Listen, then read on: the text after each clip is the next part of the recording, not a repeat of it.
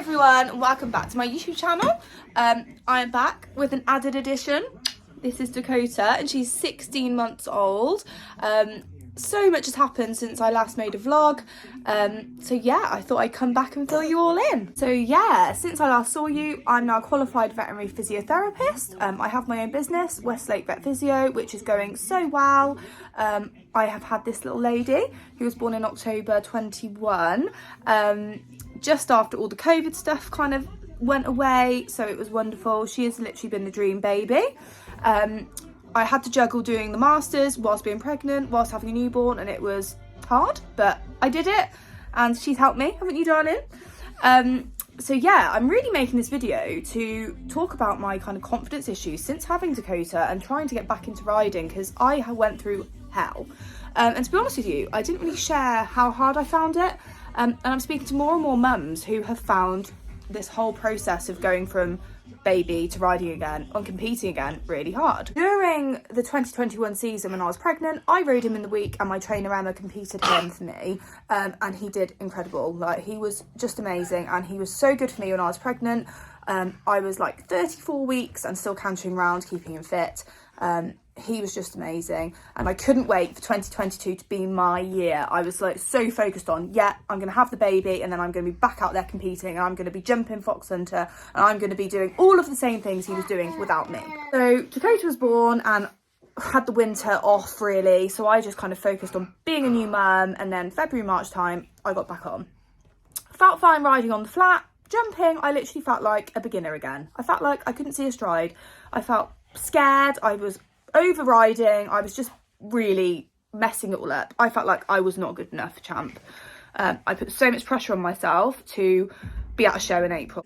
I literally felt like, I can't explain how my confidence had just gone. It was awful. And I honestly thought, you know, I don't know if I can do this anymore. Do I even want to do this? Is this a thing that I want to do anymore? What's happened to me? I felt like I'd lost me. Like, you guys who followed me for all these years, my dream has always been to show jump. Like, I've given up that I want to be a professional rider. It's not going to happen. I haven't got the money behind me. I haven't got the horsepower. Hence why I've had to find a career to try and fund the horses. So yeah, anyway, April came along, had the show planned. So yeah, this is the footage of the show I had all the hopes for. I got there and I was warming up and they called my name, probably about at this point. He was sharp, he wasn't listening to me. I was not in the right headspace. I thought, shit, I've got to go in that ring now. Crap.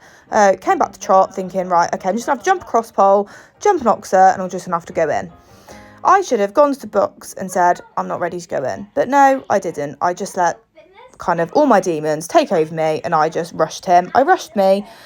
Went over this crossbar. I remember thinking, this feels flipping horrendous. Oh my God, I still feel like now. And then he was a bit rodeo-y, didn't have much control, and off I went in the ring. I remember cantering around here thinking, okay, I have no rhythm. I'm pulling, I'm kicking, and he just went, what you want of me, mum? So yeah, I'm kind of editing this as I'm filming this, and watching that back brought back some really awful feelings to me. That day went so quickly. I should never have gone in that ring. I should have said I wasn't ready, but I did anyway. I remember falling off and just feeling the worst I felt ever mental health wise. I just felt like a total idiot. I'd fallen off my first show back on a horse that had been jumping so much bigger than what I was jumping in. I felt like I let him down. I felt like I let myself down, my parents, Luke, who'd spent his whole morning helping me. And without him that day, I genuinely don't think I'd have come out of this situation and ridden again. He was incredible, and Luke, I love you to pieces. I still can't thank you enough for kicking me up the arse. So as you can see from these pictures, which I'll put on now, looking back on it, by no means was that fall a bad fall, but it was kind of the situation and how it happened and how many wrong decisions I'd made and how pressure really does ruin things, and also worrying what people think. I was petrified who'd seen me fall off, who was going to tell someone, who was going to put it on Instagram, who was going to be gossiping about me. And I thought, why do I feel like this? And I think that's why I didn't like publicise that I'd fallen off, because I was just so embarrassed, and really I shouldn't have been. I really hurt myself. I had a massive hematoma on my arm and my thigh. and I was in a lot of pain, and that made it worse, as you can imagine. So I went home and I just let it sink in what has happened and tried to decide how it's best to go forward. So I got on the next morning, even at her, and made myself get back on, and I trotted over a little cross pole and I felt a bit better. Then I thought, I either need to do this or not. And I thought, right, I've got to take it back to basics. I've literally not got to go to a show. I just need to get my head back in this. And if it's going to work, fine. And if not, someone else can ride him. I don't have to do this. This is meant to be fun. This is meant to be my love. And just because I bred him for me to compete and me to do well on doesn't mean it necessarily has to happen.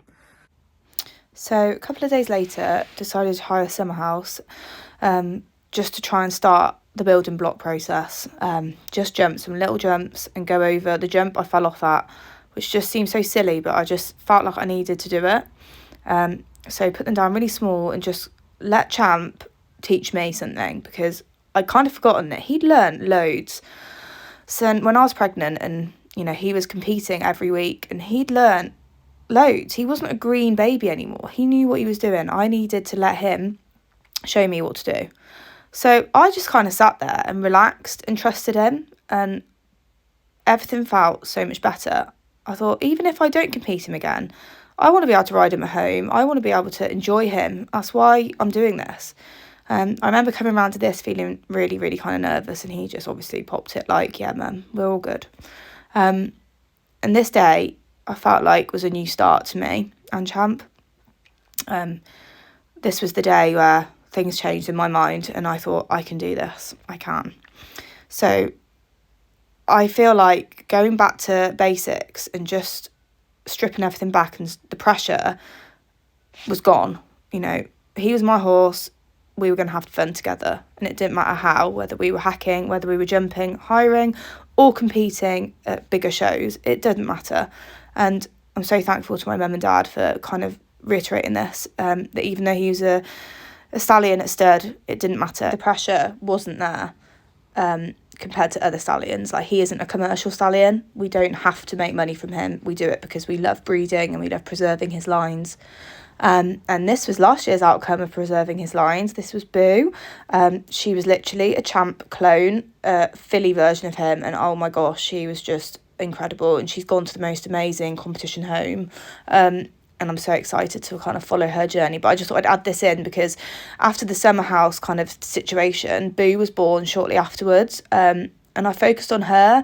And I feel like that helped me remember why I was doing this. Like, Champ was my pride and joy. And this was my dream. I was living my dream. I wanted that stallion who was good enough to be licensed, who had the talent, who could have the foals to preserve Lady's legacy, you know. And that's what I was doing. Like, come on, Izzy, slap her on the face. You're doing all right, girl. You can do this. So after Boo was born, I just felt better. I felt like I had more of an idea of why I was doing this. And it took me back to my dream of me having fun with my beautiful homebred horse out of Lady. Like, that was my dream. And look what I was doing. And he just taught me so much. I sat back and I let him teach me. And he is just the most incredible horse. He's so honest and like got the heart of a lion, and I felt like things were improving. So we started to go to some clinics with Dan, who's Luke's boyfriend, and we started doing more complicated lines.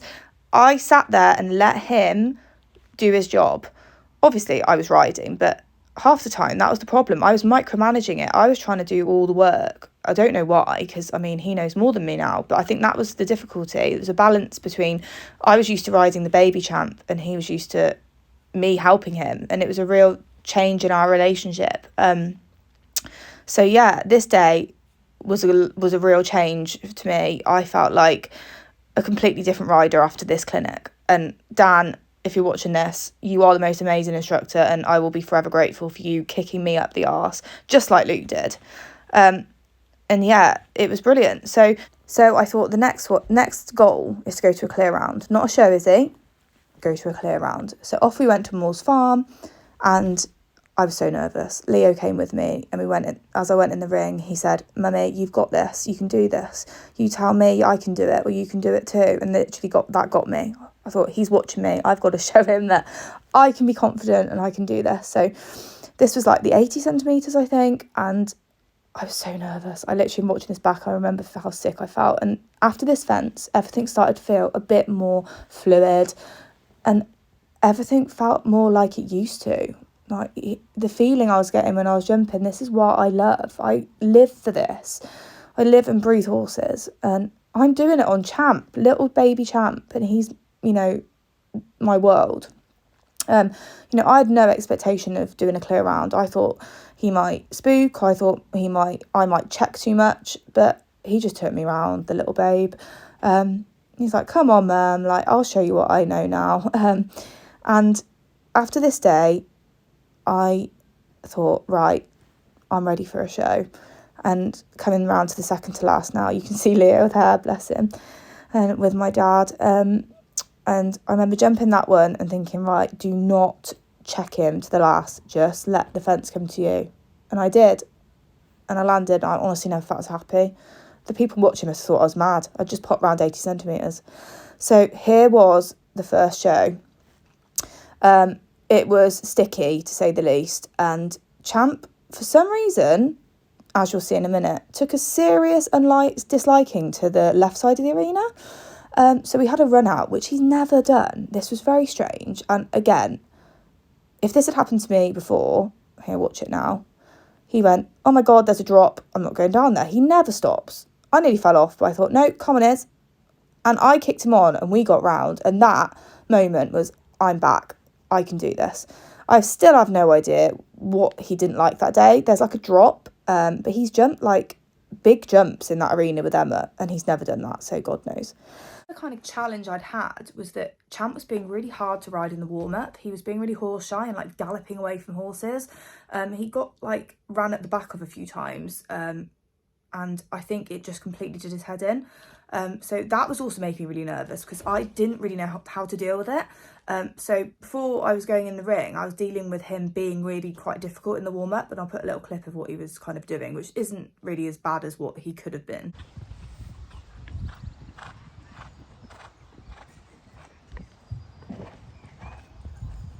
It didn't actually look that bad, but it was actually quite hard to ride because you didn't know how he was going to react when a horse came anywhere near you. And you couldn't really see that horse in that video. And that's what I mean. It was quite far away and he was still frightened of it. He literally was petrified. He was like shaking. And I remember that the one show, I came out the warm-up and I said, Mum, I'm not sure I don't know how I'm going to warm him up. So we then had another problem where, you know, horses, always something. We had to try and find a way to kind of desensitize, and he was being really spooky, like that thing that's spooking at the drop, like that's a new thing. So I started doing TRT, which I'm sure some of you guys will have known and heard of, and oh my God, it literally changed him. He's like a different horse now. Tristan Tucker method, if you look, he is incredible, and I'm so grateful to Tristan for responding to my problem and giving me some advice. Champ is literally like a different horse. He can cope so much better in stressful situations. And what I taught him on the ground, I can now reiterate when I ride him. So yeah, everything from this point started slotting into place. We started to go into more shows. We started having clear rounds. We even got place. Like everything just felt how I imagined it to have in the beginning. And I didn't realise confidence. I'd been there before with Lady years ago where I've had no confidence, but this was different. This was, I'm not sure I can do this anymore, and I'm not sure I'm good enough.